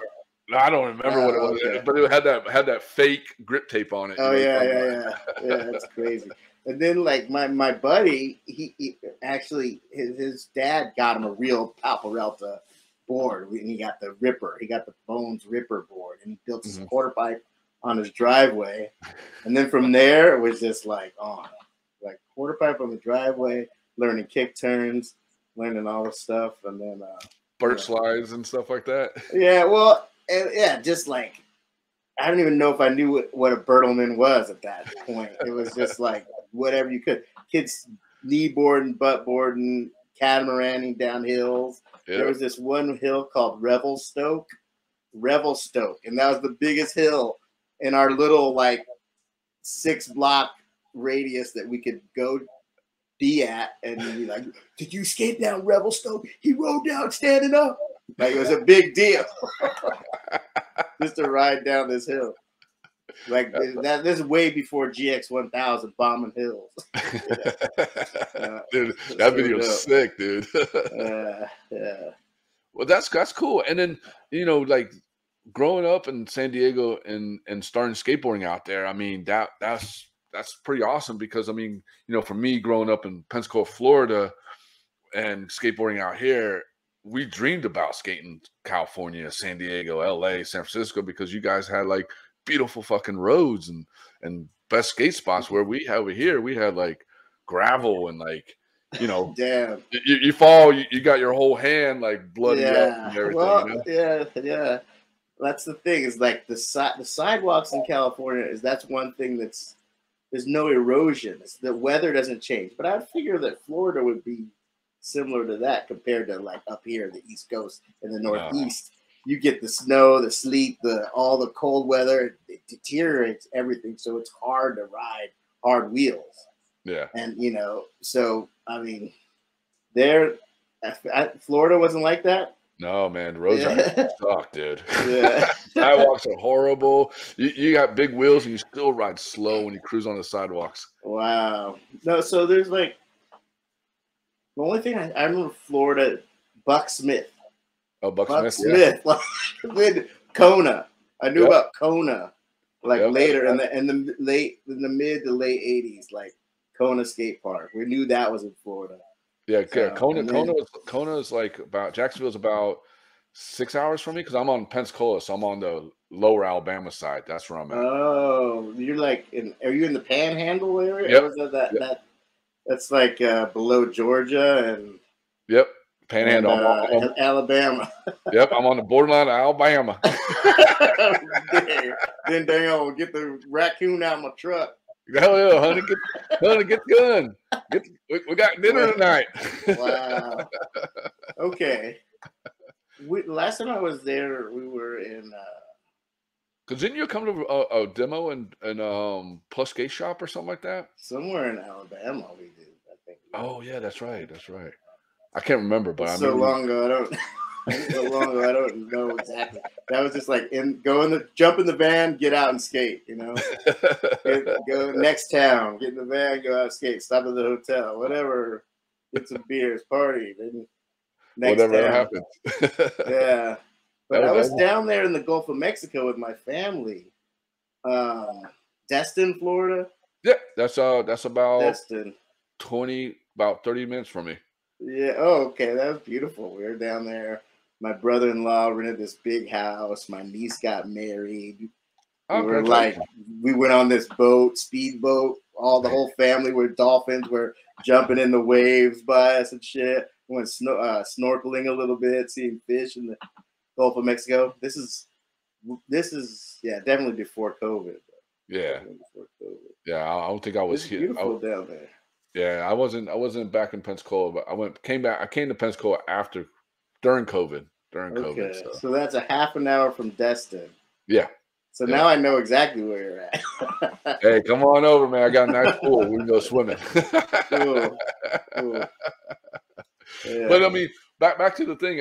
So growing up in skateboarding, growing up in San Diego and being a skater. I mean, you being around like a lot of good people. I mean, you had like Ken the Donger skating with you, right? Donger, Willie Santos. Mm-hmm. I mean, the names go on and on and on. I mean, that's been a big inspiration in your skate life, right? When you're in it, you don't think of it like they're just your homies. You're just all skating together, so you're not like, you push each other, You see someone do a certain trick and you want to learn that, or you know, you're just in it. And we at that point we didn't have anything to watch. Like we had Nadas, we had Mark Gonzalez, Tommy Guerrero. As far as street skating, even Caballero, Hosoi, and a few other guys that were killing it, you know, that we saw.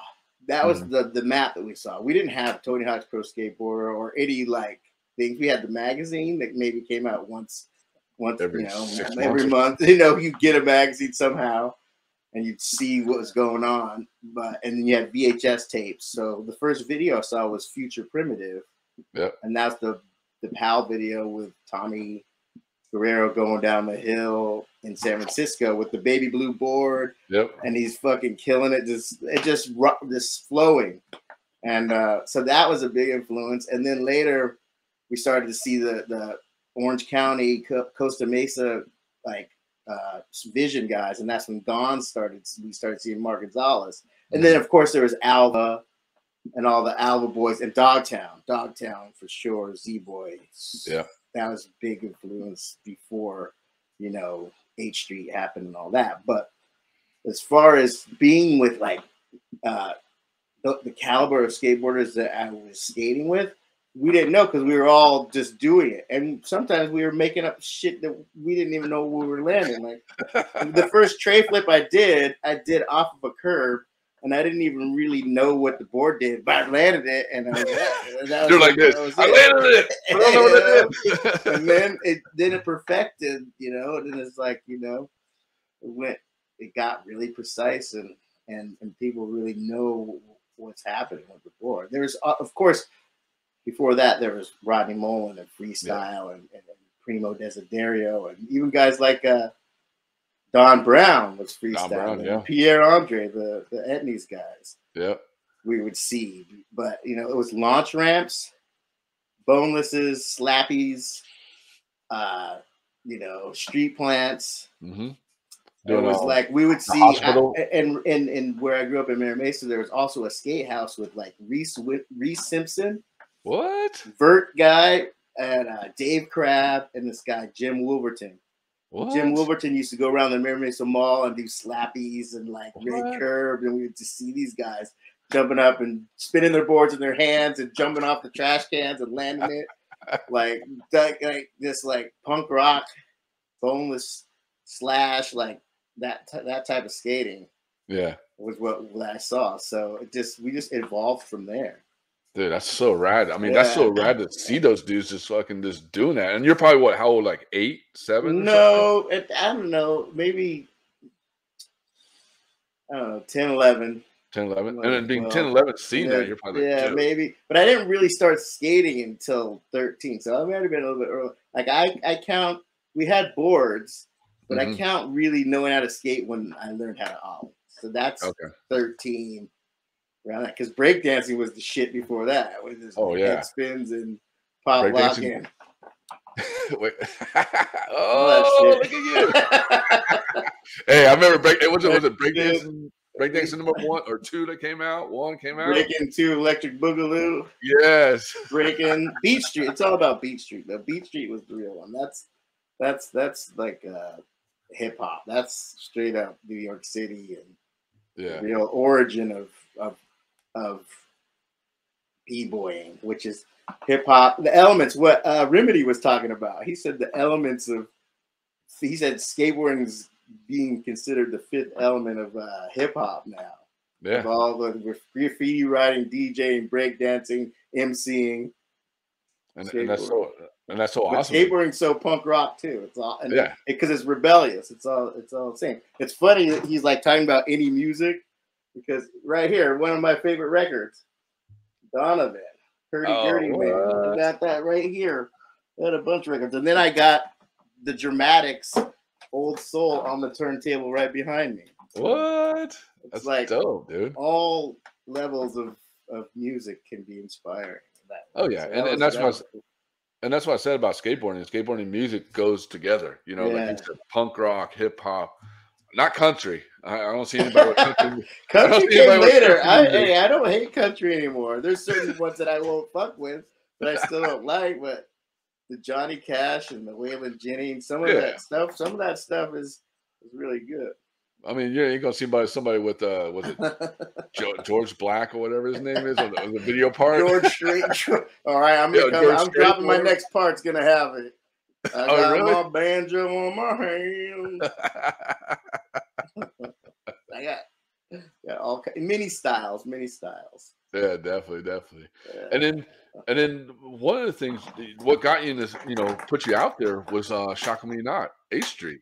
Well, Shackle Me Not was before my time. Oh yeah, that's right. Hocus Pocus was the Hocus Pocus. Sorry about that. Hocus Pocus. Yeah. Hocus Pocus came out in 1989, and before that, I was not even filming. We were skating, and skating at School W, which is Jerbeck and Scripps Ranch in San Diego, was our stomping ground. That was the bump with the rail, right? Yeah, the bump with the fence and the white long bank. The whole back of the school had a bank that went low, and then it got a little bit bigger, and they had handrails there. Like, they had everything. They had a flat bar, like gaps and stuff. But yeah, skating there, and then Mike Ternasky seeing us skate there, putting us on the team, start filming immediately. Don't even know don't get to look at any of the footage when it's done. Like, get introduced to Dan Sturt, who's filming with, I guess, Super 8 footage, like their real film. So they were filming with like a VHS cameras and real film. So when you watch some of that footage in Hocus Pocus, it's both of those mediums of videography. And was it that was School W was the one where they had the trash cans and the bump over the trash cans? No, that's School Q. School Q. That's San Pasquale in Escondido. Okay. A black bank with trash cans stacked up. Yeah. And Dogger had it stacked up super high. I'm sure he did. That was it. Like, there was a point, I could ollie everything he'd ollie. Then he took it to another level and just was like, oh, all right. He had mad pop still, I'm sure. Probably does. But yeah, he probably ollied over 6 trash cans standing on. So, I don't know, or definitely a whole dumpster. There's another school that's like, I don't know, had a cool hip there that we skated too. It was like more, I don't know, I want to say closer to like Mission Valley. It's like, it was. We used to like blast out over a whole dumpster off this bank. I forget what school that is, but in the 90s, there was a big skate spot. Like if you watch my Invisible Skateboards, the first video, I have some clips there. Was that Vanish Point? No, it was Memoirs of the Invisible. Oh, that's right. That's right. Vanish Point came after that, right? Yeah, Vanishing Point came after Vanish Point. Yeah. So dude, that video, there's some spots. Like I was surprised on all the spots that he had in Israel. Jimmy Spears. Those are some sick looking spots. Dude, there's so much more spots over there. I see so much footage from like all those guys send me footage and stuff to post on the site. Dude, there's so many skate spots over there. It's ridiculous, dude. Right. And it's funny that the industry doesn't even go over there. There's very few that go over there, but not that many at all. It's a volatile region over there in the Gaza Strip, the PLO style. They don't want to get gaffled by some Palestinians. I don't know. Yeah. But hey, on a serious note, you guys were talking about the politics. Mm-hmm. Shout out to all the people in Ukraine or stuff. Yeah. Like that. It's the same. Remedy was saying it's the same shit happening over and over again with his songs about whatever the Holocaust happened. Oh, never again. Yeah. And then that, and then it's still happening and happening with all, So we gotta send some love over there. No, 100%, man, 100%, definitely do. And then 8th Street. I mean, like that's just going from 8th Street, and then you went to Life.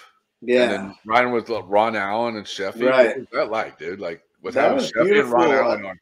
It was beautiful. That was like, it an extension of H Street. So it didn't change all that much besides the graphics. This was the same office, the logo and everything. And the team came out that we came out was dope.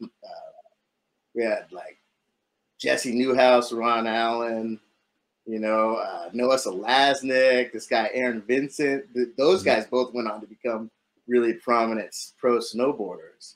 Oh, really? But, So I wonder what happened to those guys. Kit Erickson, R.I.P.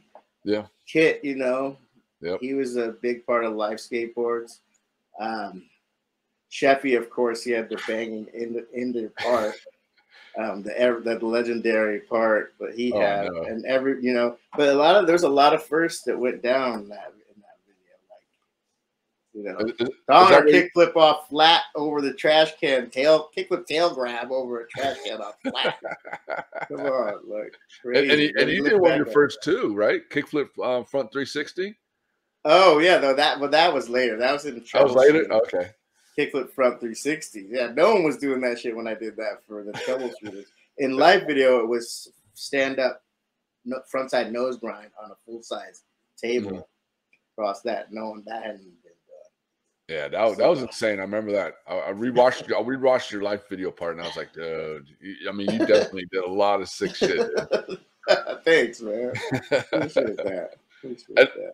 And then life did a little bit, and then you had fun. So what? Yeah. So basically, I think the way I rationalize that change in history was from Mike Ternasky was the team manager at H Street.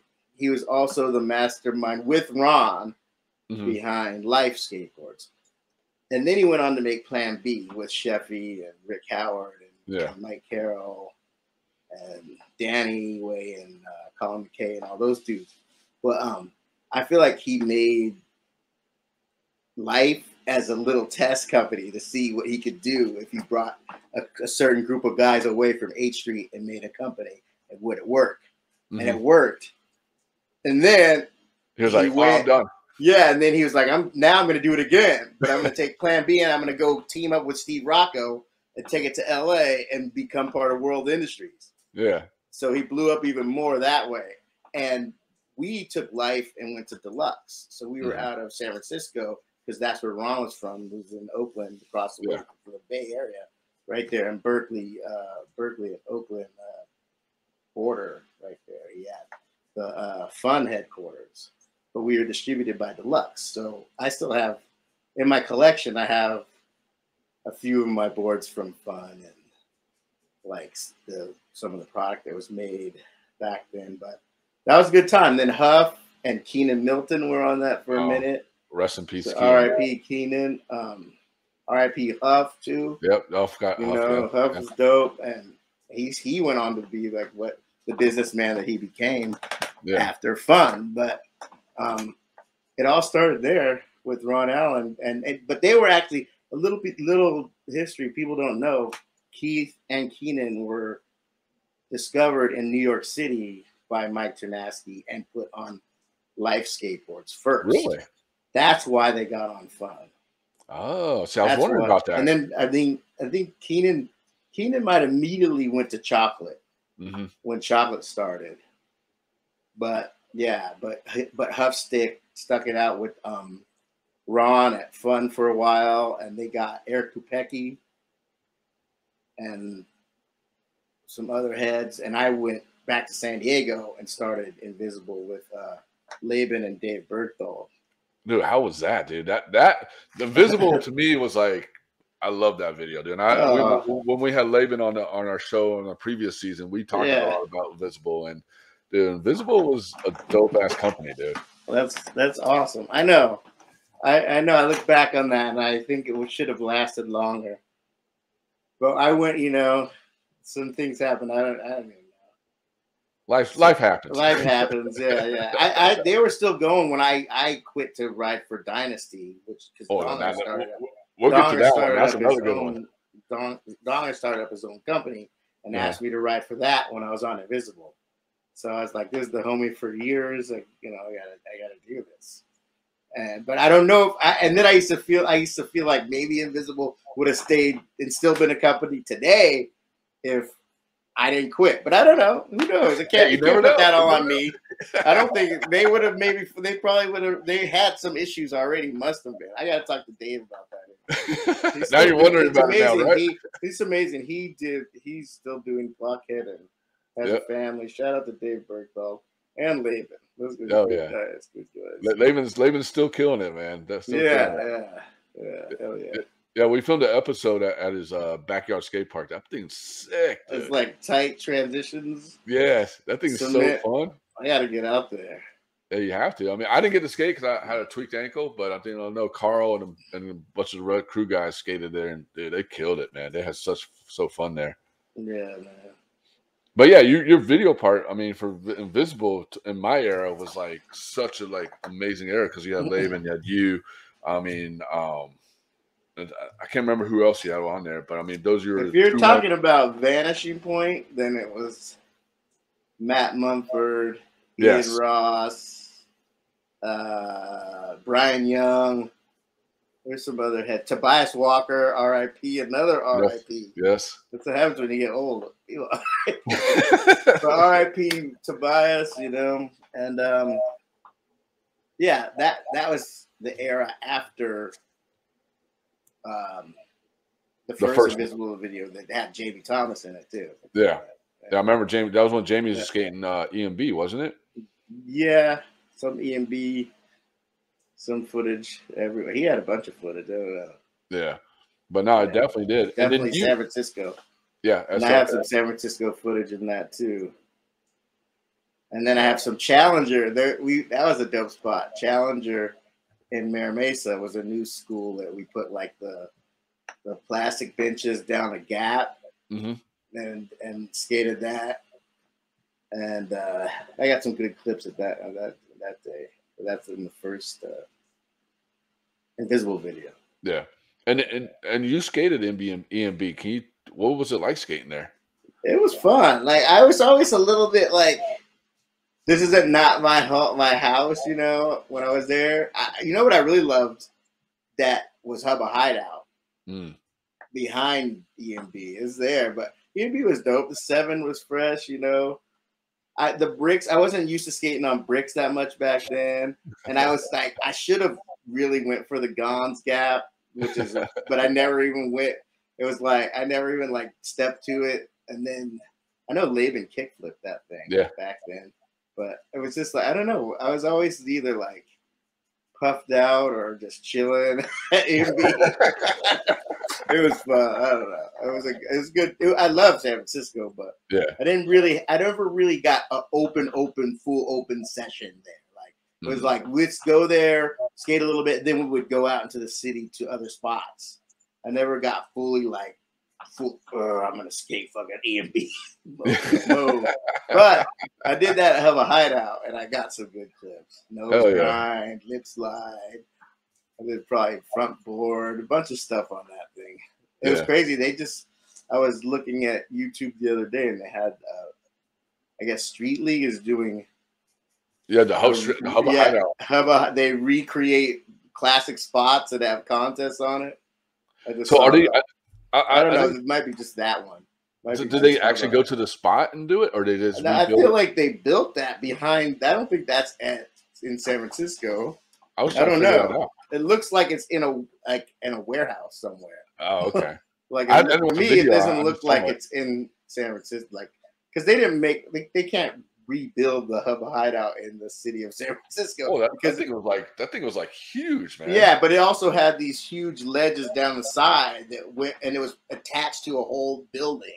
Like the contest that they made, they just probably got the dimensions of it and recreated it. I have to watch that video. I haven't watched it yet, so I have to check that thing out. It looks like it's like a skate park Hubba now, but it's made like Hubba Hideout was. Probably the same specification. Yeah, it's Am sick. I correct? Yeah, Carl, chime in. Am I correct? Yeah, total rebuilt. Yeah, it was rebuilt to the T, and these new school skaters just tear it up. Dude. Yeah, it's insane. Kickflip, black nose blunt. Yeah. Yeah, I have to check it out. I saw it on you. I popped it on, saw it on YouTube. I was like, oh, I would check it out because it was like a reminder thing, and I was like, I totally forgot about it. But I have to check that out. Right. But just speaking of old spots, I got to skate the original one. That's all that matters. That's all that matters. And you killed it on the original. Thank you. Yeah, man. You definitely did. And then you named the second Invisible video. How'd you come up with that name? Vanishing Point. Oh, how'd you know that? I didn't say that. Hey, I you got sources. You got secret sources. I don't know. We were just brainstorming, and then I was like, we should call it Vanishing Point. But it's because there's a Steve McQueen movie, I think, in history, and that's probably why it was in my mind. The name Vanishing Point. I think it's an old school like film that I just knew about, and I was like, somehow I don't even know if I had watched the movie before, but that's a sick movie. It's a sick title. We should call it that. And we did. That happened. Well, because I remember now there's a movie called Vanishing Point, a newer one. Oh, really? Yeah. So I mean, I think it was like early 2000s or something. Maybe they remade the original. Yeah. Film, because they be doing that a I'm lot lately now. Most movies that come out now are remakes of old movies.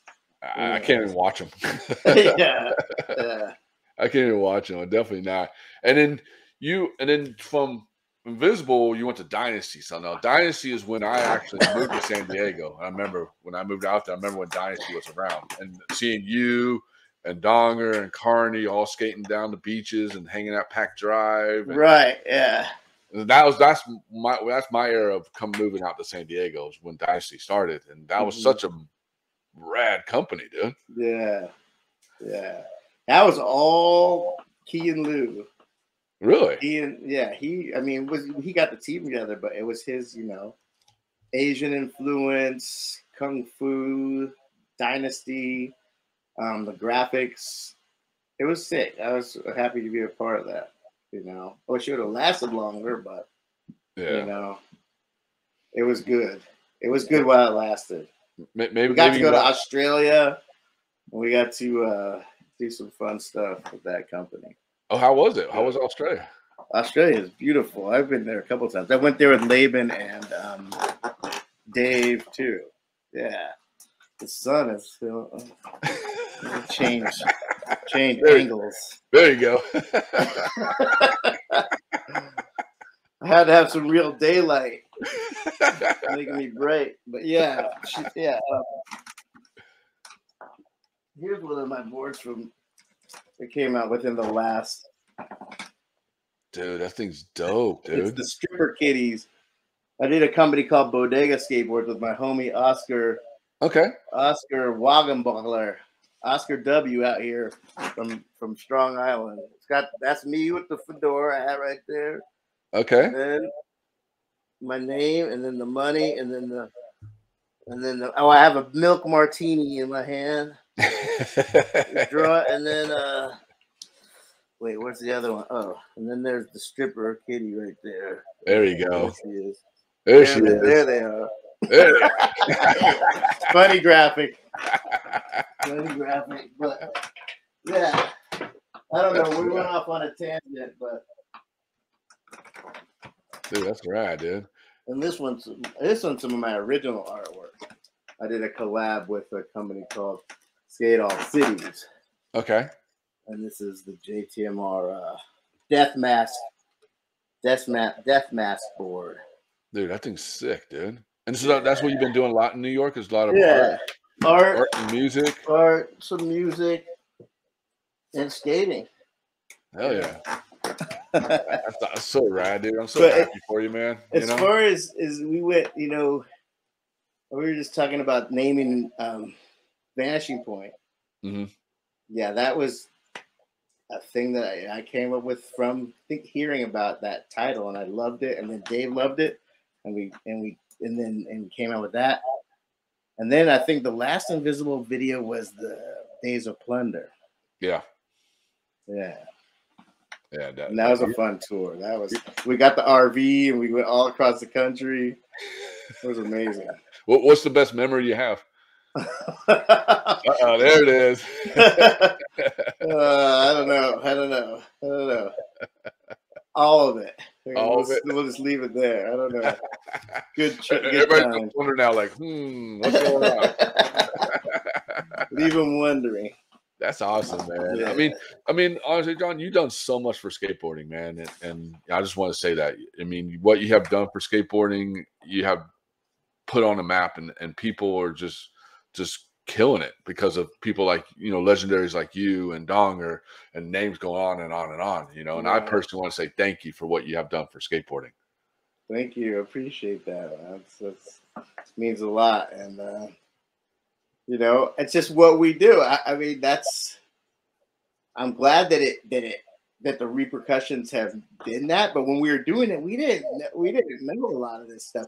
What was going to happen with skateboarding, and how big and mainstream it has become is pretty incredible. Mm-hmm. It's as big as when there's a new skate park that goes up in New York City or anywhere, I'm like, oh, it's just like basketball. Like basketball courts. It's a skateboard park. We had to go find our own spots. And I still like to find my own spots, Mm-hmm. But kids can train at these places, and I know, right? Good now. So that's the difference. Well, think about when we were growing up. We didn't have that. We had our front yard and our kicker ramps and our little big old ass quarter pipes that we didn't know how to build. There one park that was there was Del Mar Skate Ranch. When I was first starting, I was young, and my dad tried to sign me up to it, but I was too young at the time, I think. And then it got bulldozed. It was over after that. But I got to go there a couple times. Yeah, I remember when I was out there, they dug it up. Yeah. And then, I think Tony Hawk and Grant Britton and a bunch of other people went to go shoot photos there. And then somehow it got blasted, like certain people know. And then I know me and some Berto, jumped in the car and was like, yo, we got to get there before, go at least skate it or make something on it. So I like to got stepping foot on it. I think it was, I don't know what it was left. I think it was like half a bowl or something like that, or I don't remember what it was, but I remember skating it. And you got to get out and skate it before it was completely gone. Exactly. Cool. Before the security guard came. Wow. So yeah, it was pretty cool, man. Nice. Yeah, it was definitely pretty rad. And then you came out with the book 2012. Tell us about this book. Right. Well, it actually was 2011, and it's open through the mind flow. That's my book. That's the title, Open Through the Mind Flow. And it's an art book. It's got poetry, drawings, lyrics, little short stories, and it's about 167 pages. Ooh. But it's not a lot. But it's not like something that you sit down and read through one story. It's something that you leave around. You leave on your coffee table. You pick it up. You read one of the poems. You look at one of the drawings and you put it down. Then you come back to it later. It's not like something that you read through. So it's an art book. It's thoughts and certain explorations of the mind. Yeah. I could read something from it. Yeah, definitely. Read something from it. You got a copy? Yeah, I got a copy right here. I have copies. Sick. It's got the Etch-a-Sketch cover. And it's got the framed viola, the sculpture that I did on the back cover art. Sick. The front is the Etch-a-Sketch, and it's open through the mind flow. What? All right, let's just open it. Let's see where we're at. Let's open to. Here we go. It's shorts. Okay. It's one of the short stories, and it's got my my ninja drawing painting / painting. Dude, that's it's dope. Got the sun. It's got that, and this one is called. Three Wishes. I'm gonna get my glasses for this. All right. My glasses. I need them now, man. Don't make fun of me, man. I'm not making fun of you. Yeah. All right. Get this right. Don't fog up. All right. 3 wishes. if I had 3 wishes, my first wish would be to be able to see through my eyelids. I would like to see all the activity. I would like to see what happens around me when my eyes are closed. I think many people would like to have that kind of power, to see what lurks in the darkest of hours, especially the hours spent stuck on the train or in the rain during heavy showers. Though surprisingly, I am starting to enjoy the train and the rain. And that is precisely the reason why I would like to be able to see through my eyelids. Imagine closing your eyes in the rain and still being able to see. It seems weird that they call the subway the train. However, I like to call the subway the train. Hell, I like to call the subway the Iron Worm.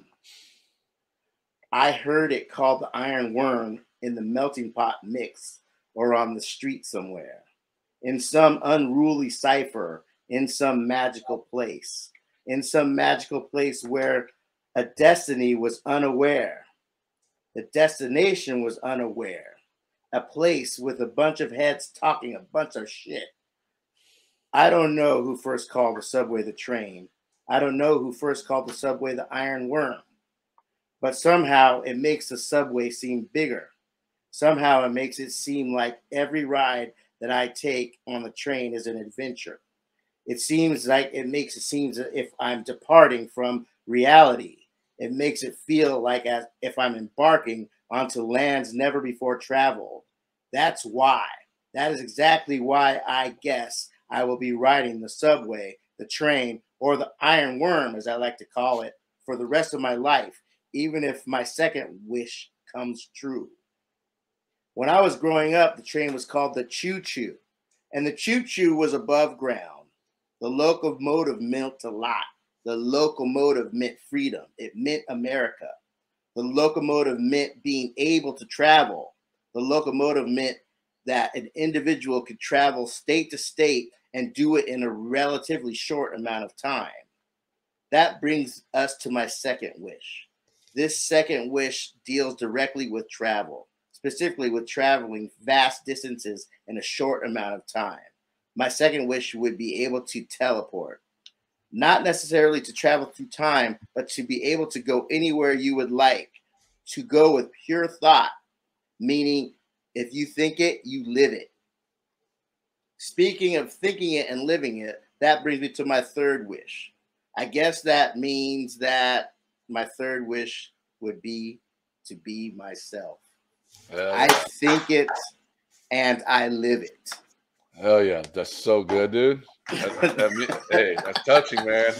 I'm not crying, but that's touching, dude. This is filled with stuff. Open to the Mind Flow. DM me, John the Man Reeves, so you can get copies. I have copies. New copies I just got for like 10-year, 12-year anniversary, 10-year anniversary, whatever. Yeah, that's awesome, dude. That's so rad, dude. I'm so happy that things are going good for you. And then one last question before we take off. Do you have anything new coming up for you? That as far as new stuff happening, not so much. It's always stuff on the perspective. You know, I just painted a mural at a skate park just last month. I finished it in Brooklyn, Bushwick. It's called Substance Skate Park. They have, you know, a mini ramp, like a little vert ramp, and a street course on one side, and I did 2 walls painted there in the street course area. But other than that, I'm just gonna continue to do art and make my music and skate. You know. Hell yeah, dude! You're living the dream, brother. You gotta keep doing it. Yeah, exactly. Hell yeah! And then anything you want to say to any of the upcoming skaters, artists, musicians? Just keep doing you. You know, if you're gonna skate, you love it, do it. Don't force it, and do you. Oh yeah, dude. That's much so respect true. and love to the whole entire skateboard nation, skateboard world, everybody out there who has found love with the piece of wood and 4 wheels and some metal, and bearings. Shout out to all the people that hooked me up, and that's it. Hell yeah, dude! And I'm so stoked that everything's going good for you, man. And it's life. We take it one day at a time. Hell yeah, brother! One love, man. One love. All right, one love. Well, guess what? It's a wrap for TSM Live Show, Season 5, Episode 4. I'm your host, Tommie Zam. Thanks, Tommie. Hell yeah. And thank you and I want to say thanks to all our sponsors for making this season happen. Thank you to our guests, John the Man Reeves, Remedy, Jimmy the Beer, coming on True Skateboard Mag Live Show. Tune in next month for Season 5, Episode 6, because it's going to be epic. Not as epic as this one, but it's definitely going to be epic. And sit back, enjoy, because I'm going to leave you with Remedy. All right. Peace. Thanks, brother. Peace. You. The Shaolin Fist requires great speed. It attacks your enemy at all his vital points. You are ready to fight. Hey, yo, I dropped out of school when I was 2 years old. Changed my own diaper, went on the road. Partied every night in the playpen. Put a bitch in there with me, nigga, I'm scraping.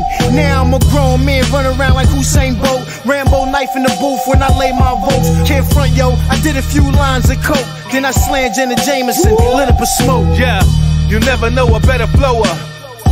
It's a daily show like Trevor Noah. The money used to talk, now it scream at me. Paper bags make them all wanna squeeze at me. Colder than the Iceman Bobby Drake. Cause showing niggas love only got me hate. I'm straight out of Park Hill, really the squad's ill. We showing more hands than car deals. Intense like the poison of a cobra. You hear the fat lady singing in the sofa. Domination, David and Goliath. You can't see the truth when you bias. Intense like the venom of a spider. You ain't in my circle, you are outside. Excalibur, live in the fire. You can't see the truth when you bias. Don't hold anything back. Use all your strength. Yo, it'll cost more to bury you than what you're worth. Toss shovels full of dirt and put you under the earth. 8 times 8, 64 bars of perfection. Aligned like the stars in the heavens. They search for the remedy. Behold, it's the truth untold. Etched in the solid gold, 2-ton stone. My fortune, based on brains and extortion. Fuck the world. I blow it out of proportion. Gorilla than the planet of the apes. I write a punchline and plant it on your face. Eat a punch that you ain't even got a taste. Here's a shot that you ain't even got to chase. You late and you ain't even got a case. Get your karma with your cake. Not a killer, you ain't even got the tape. This a Air Force One, not a bait. If I hold a lot of weight in the game, you ain't even got to wait. Wu-Tang. Yo, I'm a suspect, person of interest. FBI still can't figure out how I killed it. Forensic couldn't explain my horrendous methods that I use to display my vengeance. Brain scan, 3D diaphragm. Can't dissect to understand the mental thoughts of a madman. The evidence left them clueless. Sonar radar can't track to catch my movements. Keep going. Yo, I'm a bad motherfucker Medina warrior. With the black bandana, the panther, I'm the answer. My work ain't for hire, I'm a lion at a cancer stick, but I'm fire. Dressed in my justified homicide attire. I kill so masterfully for your desire. I do this shit with ease. The chief I reap got the mic under siege. MC's freeze or get buckled at the knees. The death rate rise when you enter my zone. I kill them all. One of my bars split 8 domes. They running from dawn, shitting on they self, waiting for bars that'll lift they feet, smack they face in. 36 Shaolin twist, all hate shit. Rubber grip, 45 caliber spit. You get your face changed, son. Fuck them all. W's everywhere when you hear the call.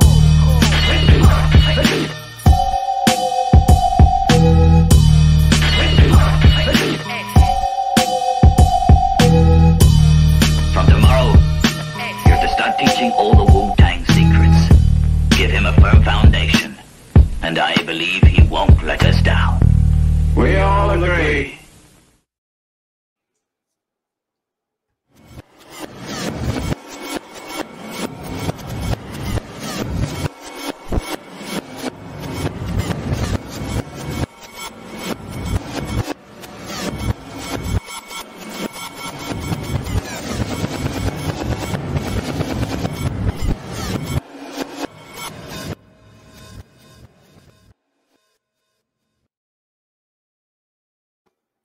You.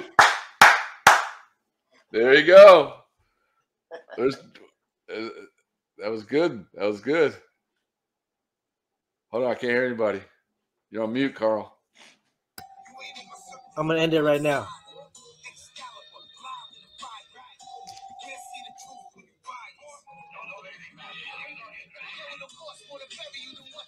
and broadcast.